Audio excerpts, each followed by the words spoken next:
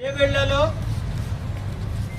సోదరిమణి న్యాయవాది స్వప్న హత్య తర్వాత న్యాయవాదులకి రాష్ట్రంలో రక్షణ లేననేది స్పష్టంగా తయారైనది.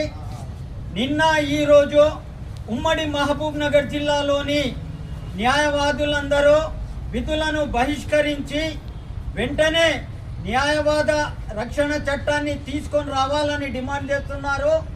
రాష్ట్రంలో న్యాయవాదులకి రక్షణ కరువైన సమయంలో ఈ నిర్ణయం తీసుకోవడం జరిగింది.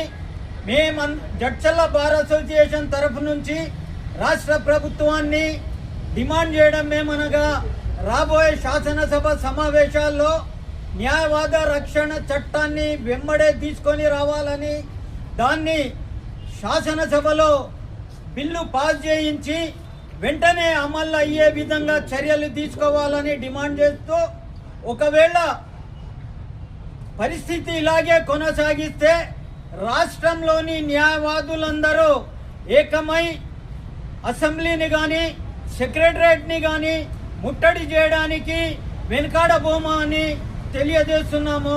వెంటనే బిల్ తీసుకురావాలని డిమాండ్ చేస్తున్నాము.